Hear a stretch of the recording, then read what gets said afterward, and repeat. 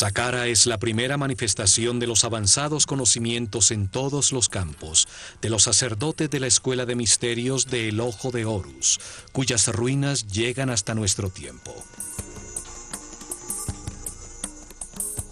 Allí se construyó la primera pirámide sobre la Tierra después del diluvio. Se usaron por primera vez bloques modulares de piedra para construir un edificio.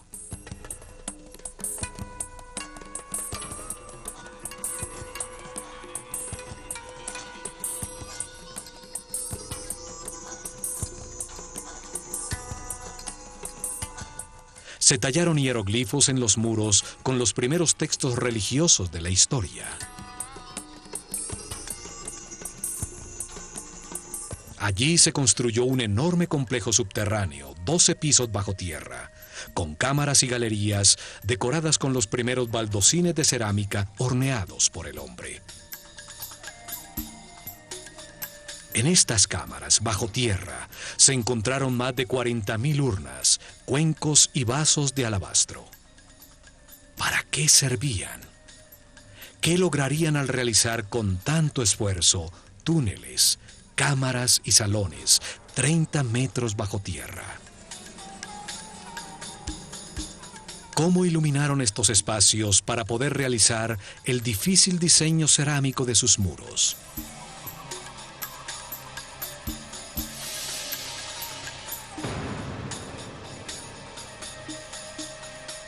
¿Por qué las construcciones a ras de tierra son volúmenes macizos de piedra sin ninguna utilidad aparente? ¿Qué ganaba una sociedad de unos 4 millones de personas al cortar y mover más de 1 millón de toneladas de piedra para producir un complejo escenográfico que asombra por su refinada arquitectura?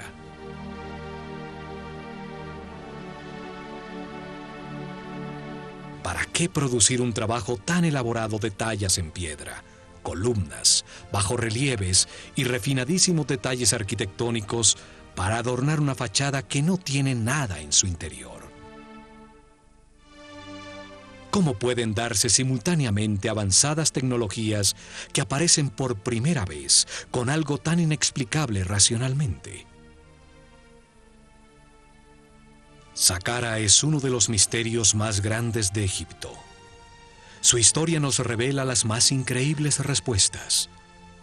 Comenzando por el genio multifacético, el fabuloso personaje que la diseñó y dirigió su construcción. El arquitecto Imhotep, cuyo nombre significa el sabio que viene en paz. Sumo sacerdote de la Escuela de Misterios de El Ojo de Horus, tiene uno de los lugares destacados en la historia del hombre. Primer ministro, gran visir y canciller del faraón Djoser, que reina en la tercera dinastía, alrededor del año 2800 a.C.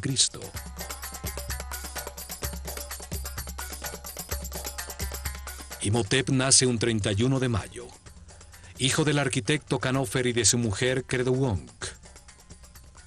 Unas pocas estatuillas lo muestran como un ser sencillo, vestido con la sobriedad de un monje. Padre de la arquitectura, pasa de la madera y el barro cocido a los bloques modulares de piedra. Diseña las primeras columnas talladas con flores de loto en el capitel, los más refinados detalles arquitectónicos. La armonía de Saqqara resalta su maestría. Fue el primer filósofo de la historia del hombre. Se dedicó a pensar y a analizar conceptos fundamentales como espacio, tiempo, volumen, la naturaleza de la enfermedad, la existencia de Dios y de la inmortalidad. Expresa la base conceptual de la civilización egipcia, como el movimiento de la conciencia hacia Ma'at, hacia lo justo, lo recto, lo armónico y lo equilibrado. Platón nos dice que la historia que le contaron a Solón los sacerdotes egipcios sobre la Atlántida se remonta a Imhotep.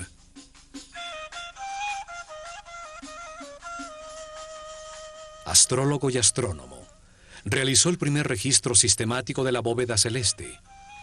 Deja los primeros mapas de las constelaciones.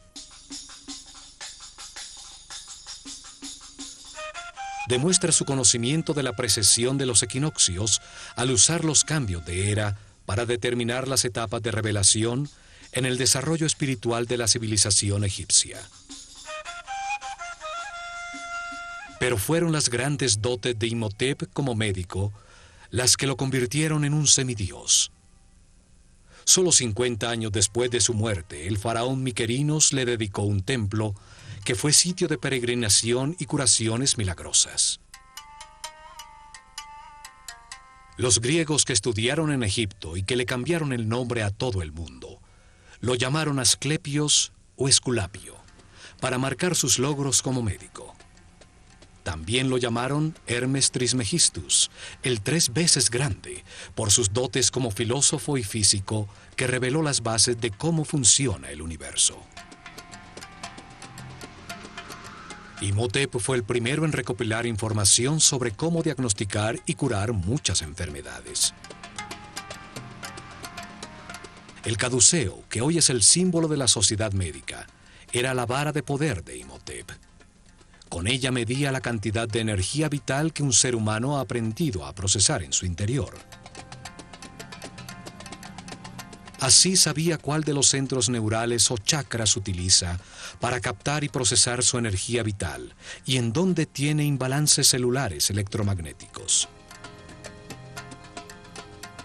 Curaba elevando la frecuencia vibratoria del aura o campo electromagnético personal. Esto restablecía el balance de los chakras, permitiendo que volvieran a suministrar la energía vital necesaria a los órganos afectados, la causa real de las enfermedades.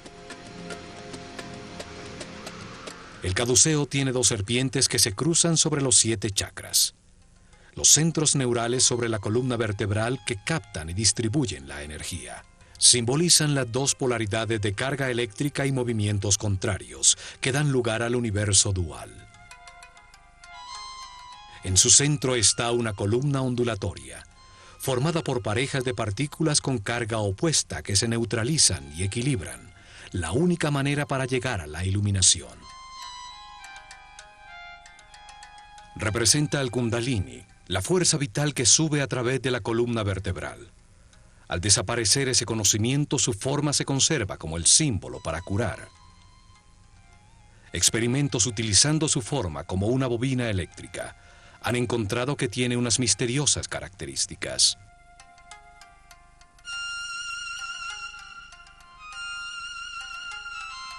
Al aplicarle corriente no se detecta ningún campo de fuerza, a pesar de comprobarse sus efectos, pues se resuena en todas las frecuencias y longitudes de onda. Se pudo utilizar como emisor y receptor de señales radioeléctricas al alinear sus ejes de hierro, como si emitiera señales de láser. El papiro médico Ebers muestra la manera como Imhotep mezclaba la magia con la medicina. Sus fórmulas y remedios para sanar están llenos de rezos y encantamientos, pues consideraba que la medicina no curaría si no se le había dado poder con la energía de la palabra. Sus escritos y enseñanzas pasaron secretamente de generación en generación durante milenios. Son la base de los conocimientos gnósticos, templarios, illuminatis, rosacruces y masones. Los griegos los llamaron los principios herméticos. Imhotep los dejó para la posteridad en varios papiros y tabletas. Uno de ellos, el Kybalión, habla de los 7 principios fundamentales del universo. Allí afirma que el universo existe en la mente de Dios, que cada hombre es uno de sus pensamientos, con la capacidad de pensar a su vez, que la realidad es un gran sistema, donde todo tiene conciencia y está interconectado. Imhotep fue un maestro del conocimiento. Enseñó la escritura hieroglífica y a tallarla en losas de piedra, produciendo los primeros textos religiosos de la historia. Por esto es asociado con Thoth, el néter o principio divino, simbolizado por una figura humana con cabeza de ibis, que representa al verbo divino, al creador de la palabra.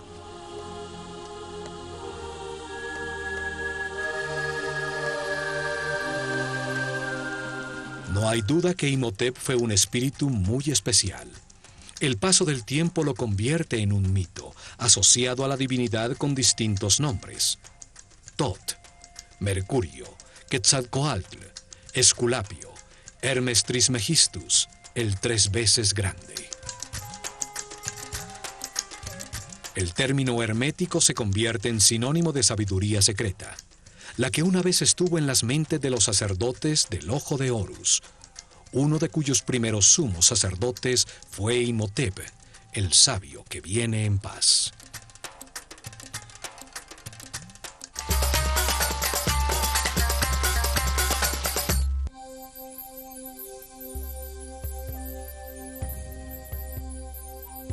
Fue Imhotep el que decidió dónde se construiría Saqqara para sus misteriosos propósitos. Situada en el área comprendida entre los 31 y 32 grados longitud este y los 29 y 30 grados latitud norte, la única área en Egipto donde construirían pirámides durante los siguientes 400 años.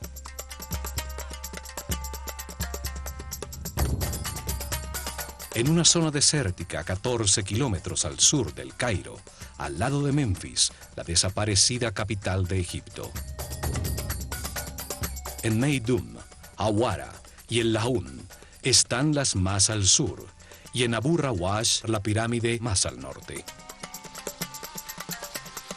Sobre una plataforma de piedra que va hasta Giza, 50 metros por encima del nivel del río, hecho que garantizaba que el nivel freático de la zona no inundaría los trabajos subterráneos que tenía planeados. En una zona donde existen otras 8 pirámides menores, construidas en las dinastías 4, 5 y 6. Exactamente sobre uno de los nodos principales de la malla electromagnética del planeta, donde mejor se puede utilizar la fuerza de su energía telúrica para hacer vibrar una gran masa de piedra. En esta área ocurren los efectos electromagnéticos naturales más poderosos del planeta. Allí está localizado uno de sus chakras. Por allí pasa la corriente telúrica, la carga tierra negativa que lleva su energía vital. Un sitio mayor de confluencia de las llamadas Lee Lines, perfecto para que un gran volumen de piedra, con alto contenido de cristales de cuarzo, al vibrar produzca energía estática negativa por la fricción de sus moléculas. La atmósfera en este sector está cargada con 500 voltios por metro cuadrado de corriente positiva, 5 veces lo normal. Es un punto de poder en el planeta que aumenta los efectos energéticos de la pirámide que Imhotep construyó. Esta ubicación de Saqqara era fundamental para poder utilizar la pirámide como un condensador eléctrico que captaba como una antena la energía positiva de la atmósfera en los cristales de cuarzo de las losas de granito que una vez forraron la superficie de sus caras.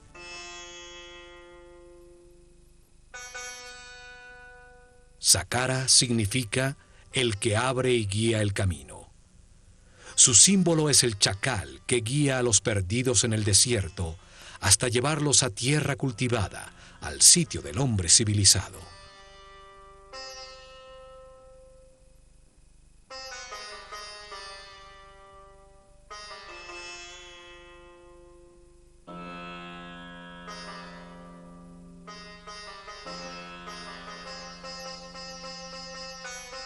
A lo lejos, lo primero que debía verse era la blanca pirámide, recortada sobre el larguísimo muro, el primero realizado por el hombre en bloques de granito cortado, con sofisticados bajorrelieves y dinteles.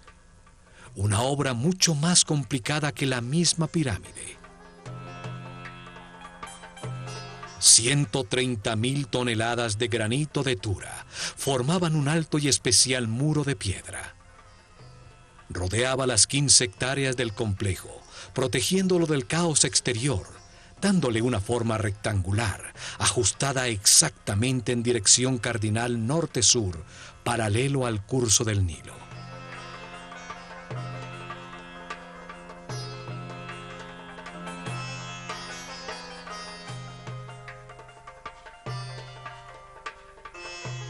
El muro tenía 10 metros de alto, aproximadamente 4 pisos de un edificio actual. 550 metros, 5 cuadras y media en línea recta de norte a sur, y la mitad exacta de esta distancia, 275 metros de ancho de este a oeste. El muro es el primer componente de la máquina cuántica diseñada por Imhotep en Saqqara.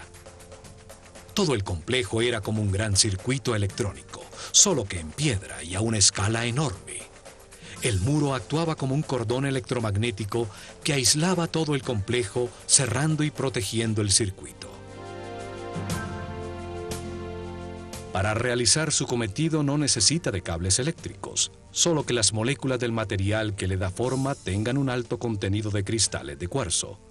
El granito de Tura, un sitio muy cercano a Saqqara, tiene un gran contenido de cuarzo.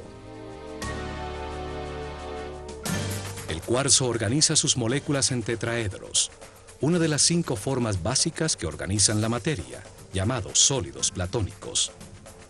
Al vibrar con el planeta, las caras de los tetraedros se friccionan entre sí, produciendo una carga eléctrica. Los 85.000 metros cúbicos del muro de granito contenían una enorme cantidad de cristales de cuarzo que generaban un poderoso campo de fuerza, una onda radioeléctrica constante. El muro es parte integral de un complejo captador de energía electromagnética cuyo corazón estaba en la pirámide escalonada que con sus 66 metros de altura dominaba el complejo.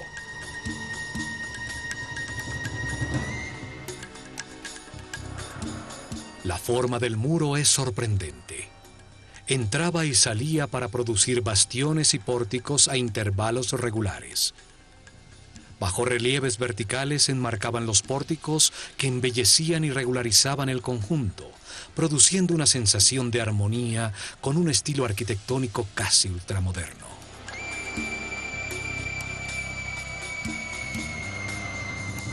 Desde las almenas de su parte superior, a las que se accedía a través de escaleras colocadas a intervalos regulares, se divisaba el paisaje de kilómetros a la redonda y la imponencia de la pirámide escalonada.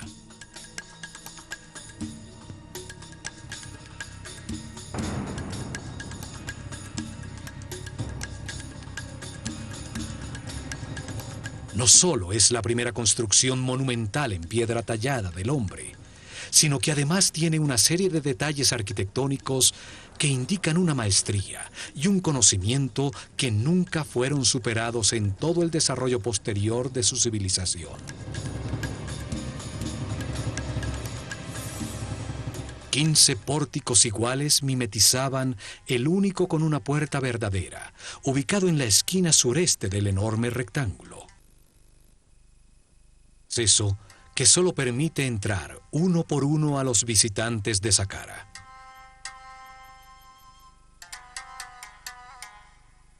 El camino de perfeccionamiento espiritual es individual e intransferible. Nadie puede evolucionar por otro. Por esto a Saqqara se entraba de uno en uno.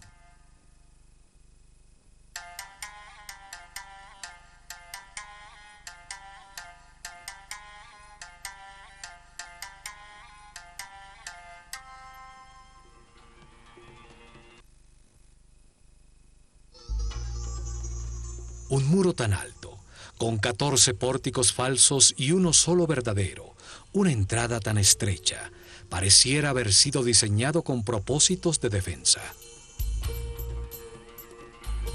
Sin embargo, Saqqara nunca tuvo una puerta en su única entrada. La tecnología aplicada restringía el acceso a los seres con mentes primarias, con un aura o campo eléctrico personal cargado negativamente. Desde el largo corredor bajo el muro y a lo largo de toda la galería de las 48 columnas, Existía un poderoso campo de fuerza que amplificaba los sentimientos del visitante. Si había odio, miedo o inseguridad en sus corazones, su propia angustia amplificada les impedía el acceso.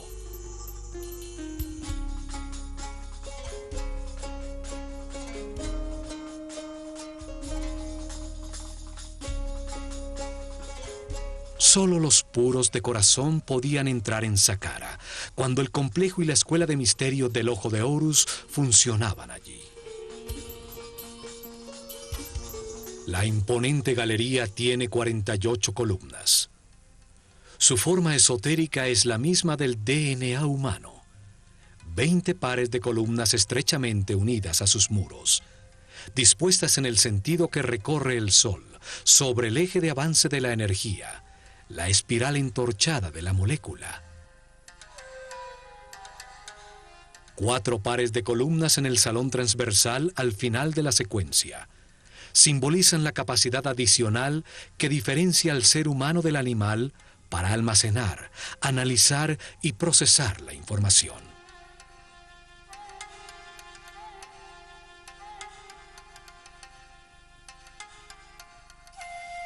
Las columnas totalmente moduladas y con 7 metros de altura estaban dispuestas con una serie de principios arquitectónicos que se repitieron miles de años después en Grecia, en el Partenón. Cada columna tenía la forma de un haz de papiros. El cilindro tenía una ligera convexidad y se estrechaba en su parte superior, acentuando su verticalidad para engañar la vista, que sin este truco las vería curvas desde lejos. El restaurador de Saqqara, Jean-Philippe Loé, también encontró que en la profundidad de la galería, las columnas más lejanas estaban ligeramente más distanciadas entre sí, aumentando la perspectiva y produciendo la sensación que la galería era más grande.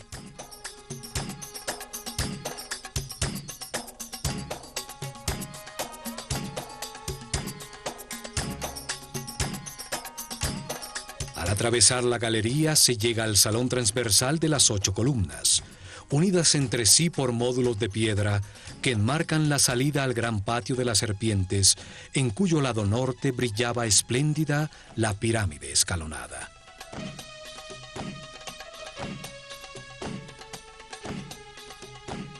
El patio estaba originalmente delimitado por altos muros, con intrincados bajorrelieves. Formaban nichos con la forma que simboliza a una puerta y que posteriormente aparecería en uno de los muros de todas las tumbas egipcias.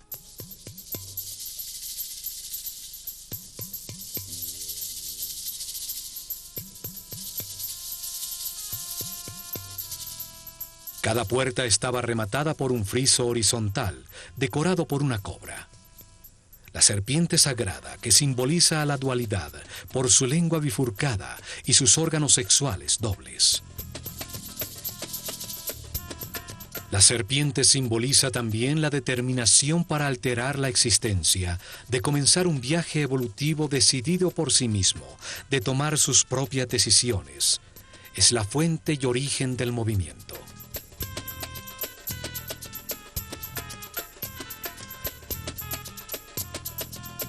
En este patio se realizaron muchas ceremonias, la mayoría con discípulos de la escuela. Pero una vez al año, el faraón llegaba a este escenario para ser coronado nuevamente por el sumo sacerdote del Ojo de Horus, con la corona blanca y roja que simbolizaba su poder sobre todo Egipto. También al cumplir 30 años de su reinado, se realizaba una ceremonia de renovación llamada el Heb-Sed. En ella, el faraón corría ataviado solamente con las insignias de su poder alrededor del patio de las serpientes, para rejuvenecerse conceptualmente y demostrar su fortaleza para gobernar el plano físico. El muro sur del patio formaba la fachada de la llamada tumba sur, una capilla falsa, hecha de piedra maciza con techo abovedado, cuya verdadera función era disimular uno de los 2 accesos al complejo subterráneo. La capilla tiene un pequeño espacio en su interior, a donde llegaba un pozo vertical que permitía acceder al sistema subterráneo, lejos del acceso que llega a la pirámide. Esta profunda excavación descubre la escalera original de acceso al complejo subterráneo. Los dos pozos verticales de acceso, el de la pirámide y el de la capilla sur, fueron encontrados sellados con tapones circulares de granito que pesaban más de 10 toneladas. La capilla en la superficie era solo una fachada falsa para este acceso. La verdadera vida de Saqqara estaba bajo tierra. Desde este acceso en la tumba sur, se llega a cámaras y galerías subterráneas, y sale un túnel que termina exactamente bajo la galería hipóstile de acceso.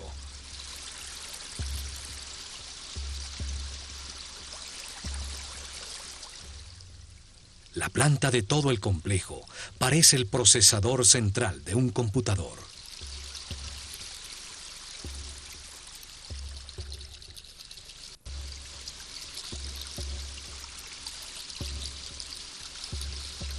Saqqara fue el primer experimento con la forma piramidal para aplicar y perfeccionar una tecnología cuántica, cuyo objetivo era acelerar el perfeccionamiento espiritual de los discípulos de la Escuela de Misterios del Ojo de Horus.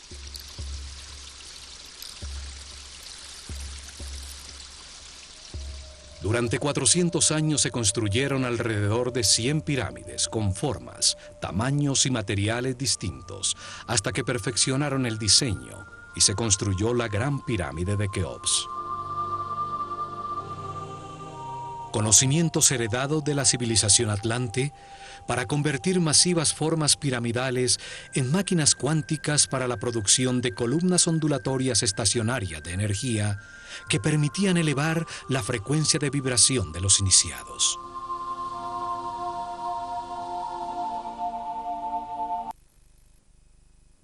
Energía vital y despertar para percibir el aura de las otras personas. Permitía a la conciencia situarse sobre el tiempo y ver la cadena de reencarnaciones vividas.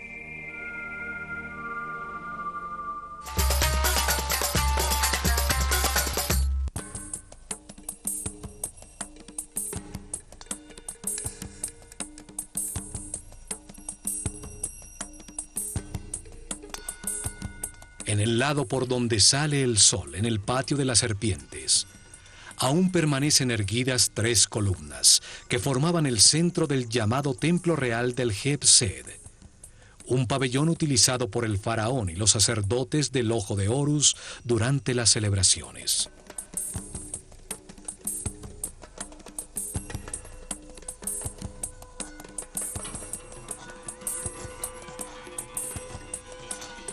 Desde este pabellón, siguiendo un muro curvo, se llega al patio rectangular del Heb-Sed, paralelo al patio central del complejo.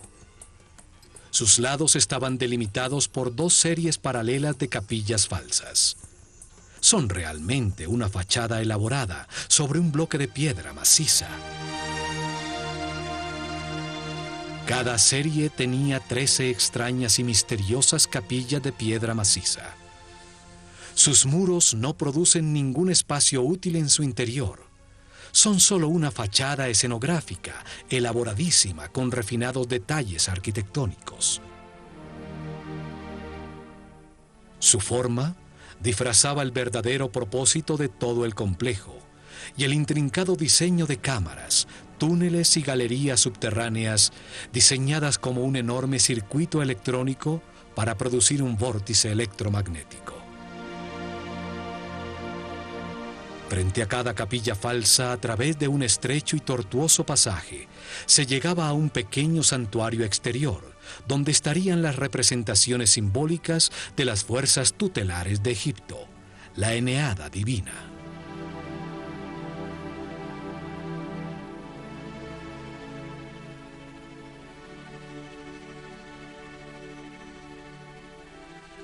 Los muros exteriores estaban profusamente decorados con altos y bajos relieves de puertas y ventanas falsas, cercas falsas de madera, series de jets, columnas tipo flauta, en fin, una escenografía completa tallada en piedra. Al norte del patio de las capillas falsas, exactamente al este de la pirámide escalonada, están las llamadas Casa Sur y Norte, dos construcciones mucho más grandes pero igual de falsas.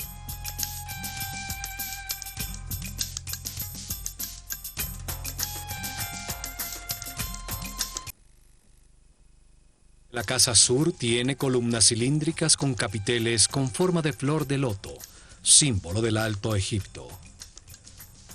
Un estrecho corredor tiene en una de sus paredes el grafiti más antiguo del mundo, hierático, con comentarios que hacen referencia al faraón Djoser de visitantes durante la dinastía XVIII.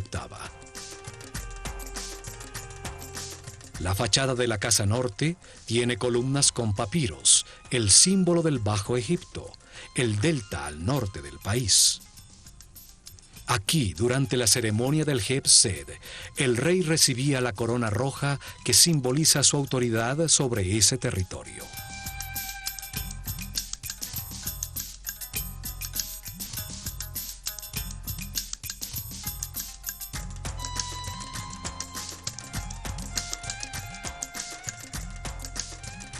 Entre la Casa Norte y el llamado templo funerario de Djoser se encontró el llamado Serdab, una pequeña capilla con dos orificios en uno de sus muros. A través de ellos atisbaba hacia el patio exterior una estatua sentada del faraón Djoser, recibiendo la brisa vigorizante del viento norte.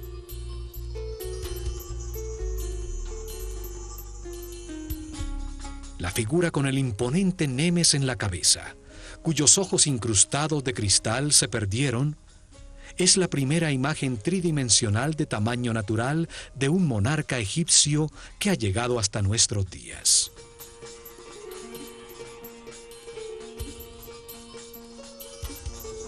Observa desde hace milenios el estupor que causa a todos los visitantes de Saqqara las construcciones falsas contenidas en sus muros. El disfraz que esconde a la poderosa máquina cuántica.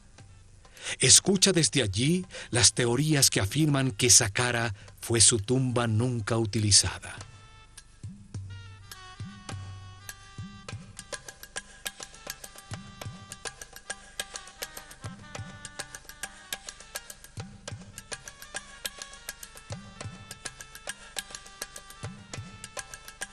A su lado se encuentran las ruinas del templo adosado a la pirámide, con su único acceso hacia el este, que a través de intrincados laberintos de estrechísimos corredores conducía a dos patios abiertos, uno de los cuales escondía la puerta a la verdadera Saqqara en las profundidades de la tierra.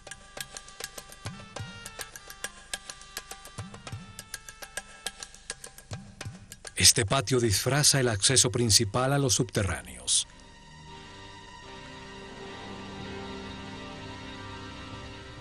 Este esquema de un templo adosado se repite en las pirámides que se construyeron en los siguientes años.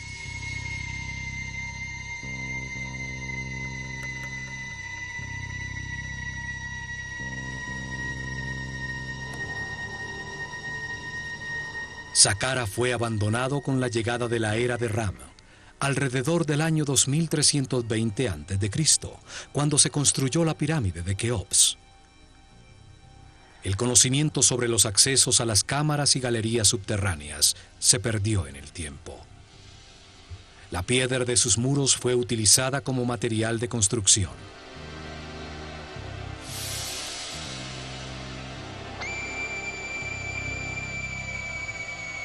Muchos nobles de períodos posteriores construyeron sus tumbas en este lugar sagrado.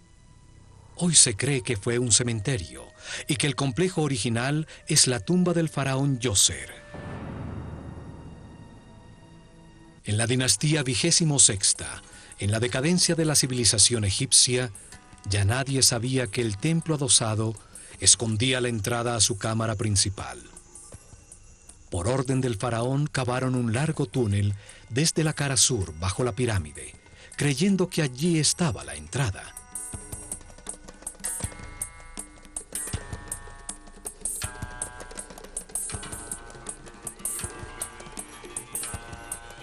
Perforaron la durísima roca, dejando columnas en piedra para evitar que el túnel colapsara.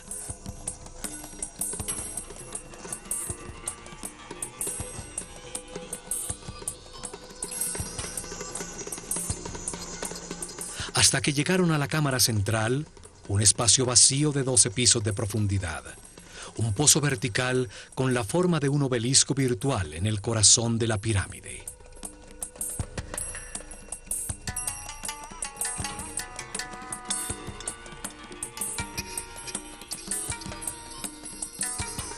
Desde allí descubrieron que el acceso original estaba realmente en la cara norte de la pirámide y pudieron entrar a todo el complejo de galerías subterráneas.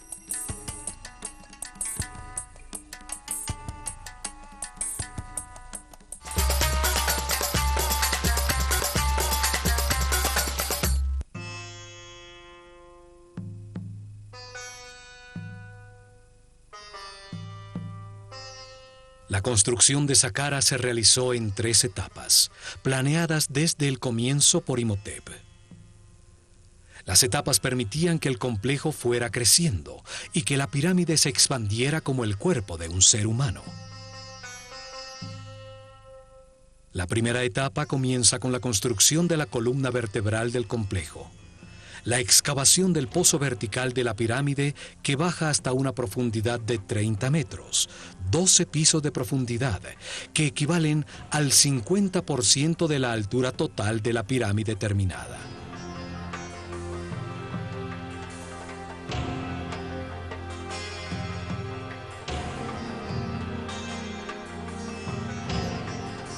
A esa profundidad cavan cientos de metros de túneles y una serie de cámaras y galerías que son parte fundamental del sistema.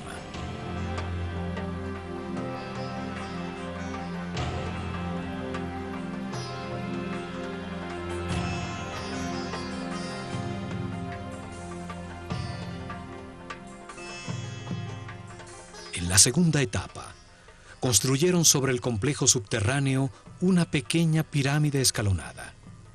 Su volumen y peso era un 50% exacto de la pirámide proyectada.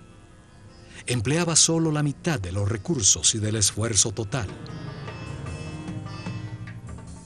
Además, se lograba utilizar temporalmente la instalación en su propia construcción. La carga eléctrica generada por la pirámide pequeña era utilizada para producir avenidas electromagnéticas que facilitaban el desplazamiento de todo el material necesario para construir totalmente el complejo.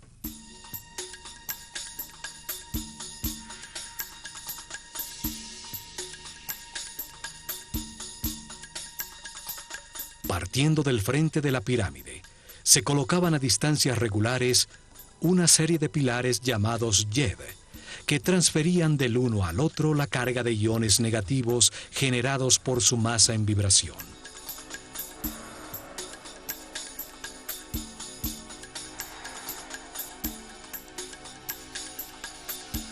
Cada pilar tenía 2 bobinas verticalmente dispuestas de alambre de oro enrollado sobre madera, la primaria en la parte inferior, la secundaria en la parte superior. El pilar era colocado sobre una cavidad llena de fibra mojada en agua salada, que producía un excelente contacto tierra. Se requería que un sacerdote de alto nivel de conciencia y vibración controlara con la energía taquiónica de su mente la transferencia del flujo de iones al primer pilar frente a la pirámide. Desde allí la carga eléctrica fluía de manera regular de pilar en pilar, generando una avenida electromagnética, hasta llegar a Tura, a corta distancia de Saqqara, frente al Nilo, en el rango de poder de la pequeña pirámide, donde se encontraban las canteras de granito de cuarzo. Las losas cortadas de granito eran colocadas frente al último Yed, donde eran golpeadas por la vara del sacerdote, induciéndoles a sus moléculas de cuarzo la misma carga negativa de la avenida. Las dos cargas iguales se repelen y el bloque levitaba. Es el mismo principio utilizado hoy por el tren bala en Japón, que flota sobre un poderoso campo electromagnético en los rieles, de igual polaridad a la del tren.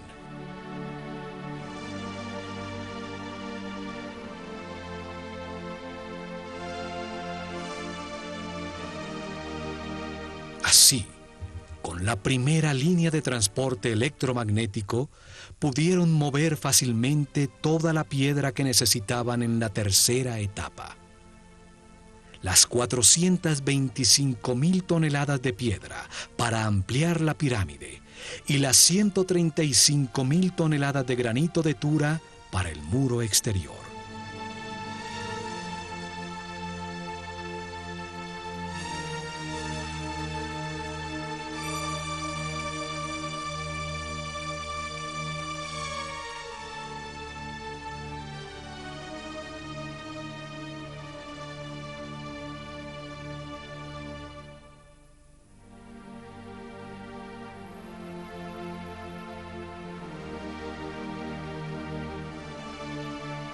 Las etapas permitían utilizar parcialmente la potencia generada y aumentarla en un 50% cuando la pirámide grande estuviera construida. La potencia total garantizaría una avenida electromagnética que llegaría hasta Maidum, el llamado punto medio entre Saqqara y las canteras de granito rojo en el Alto Egipto.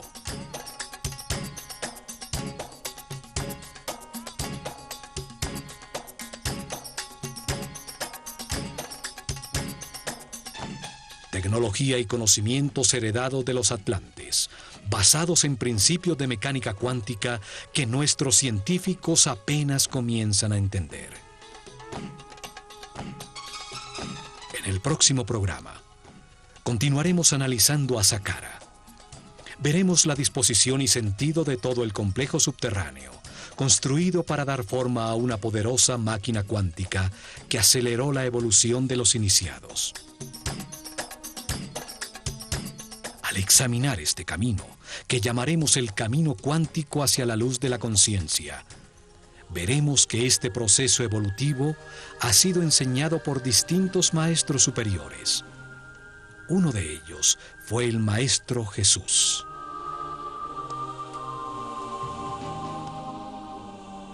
Él dijo que si seguíamos el camino de la luz y de la vibración en amor, realizaríamos cosas aún más grandes. Se refería a la utilización de las partículas subatómicas de la luz, la energía taquiónica, la fuerza creativa que dio forma a este universo.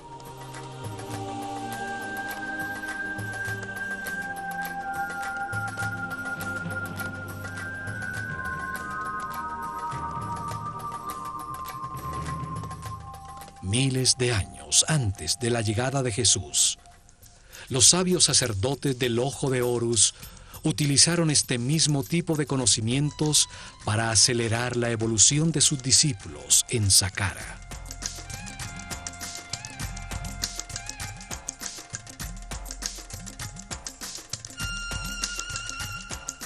Construyeron masivas formas piramidales, máquinas cuánticas para la producción de columnas ondulatorias de energía, que utilizaron para elevar la frecuencia de vibración de los iniciados.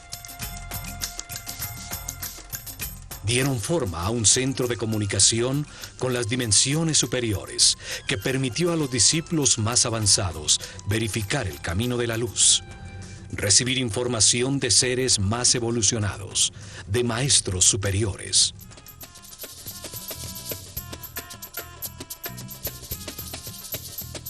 En el plano físico, al producir avenidas electromagnéticas y efectos de superconductividad en distintos materiales, facilitaron la construcción de sus templos, los libros vivos de la Escuela de Misterios del Ojo de Horus.